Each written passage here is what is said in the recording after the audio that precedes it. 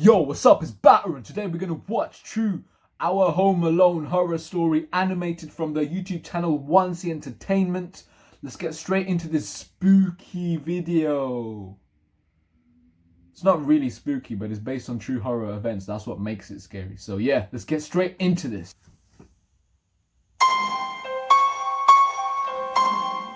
My name is Jessica, and I was 8 at the time this occurred.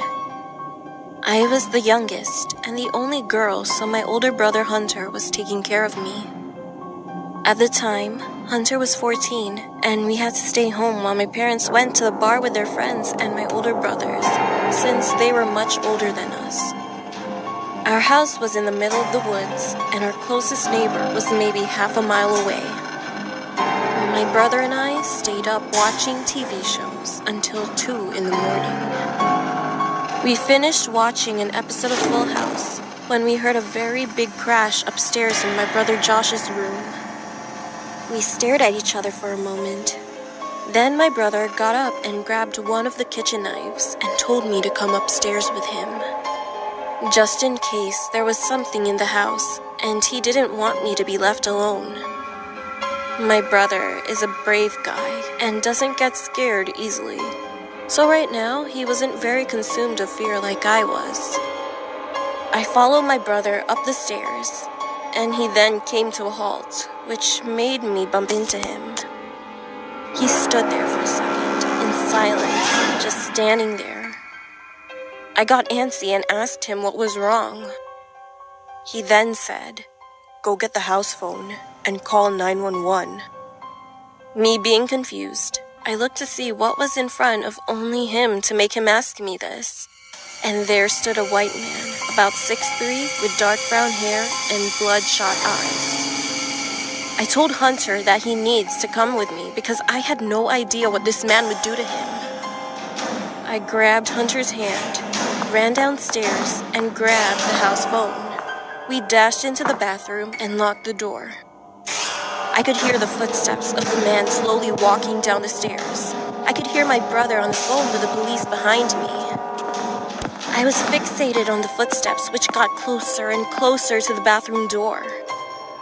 It was silent, as I could no longer hear my brother on the phone or the footsteps. When all that made me wake from fixation was the loud pounding on the bathroom door, I screamed in fright. For the man was at the door now.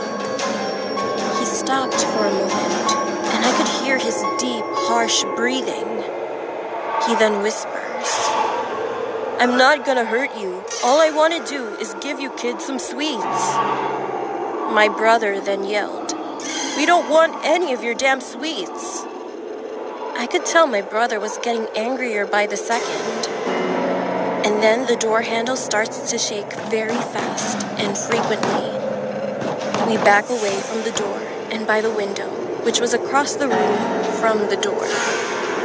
My brother opened it just in case we would need to escape this way before the police got here. The man punches through the door and starts to grab for the handle.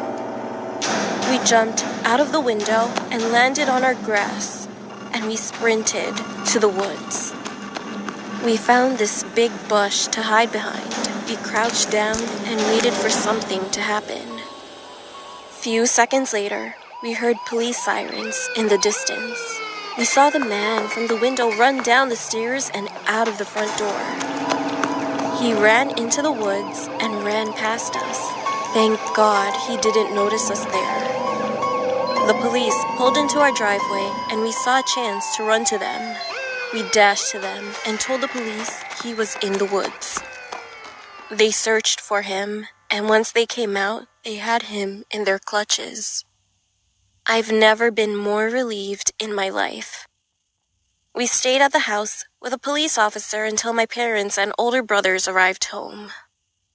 2 days later, the police had found our neighbors murdered, and that the man was on a killing spree, and we were about to be next. I am now 13 and still have nightmares of that time. Hunter moved out and my parents moved to the city so we wouldn't live so far out. Right now, I'm going ham on animated horror stories on my YouTube channel, man. I try to do it synonymously with watching African content. You know what I like about this video? Is how this criminal tries to perceive himself as the good guy by saying he just wants to give the children some sweets. Like, that's his only excuse. Like, how can you draw the distinction between a criminal and a good guy who purely broke into the house just to give the kids some sweets?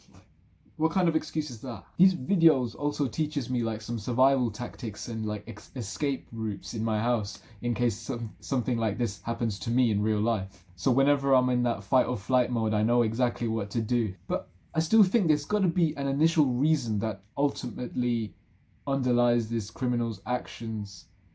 And like, yeah, what caused this? Why is he on this killing spree? And why did he target the children? Why does he have red eyes? Why is he dressed up all raggedy and everything? There's got to be reasons behind this.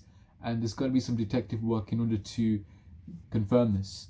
I've noticed with quite a few of these animated horror stories that it's always when the parents leave the house and leave the children home alone.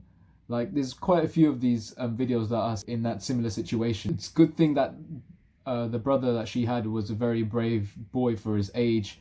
He used his mind wisely, shut the door, locked it, called the cops, and then jumped out the window through the roof.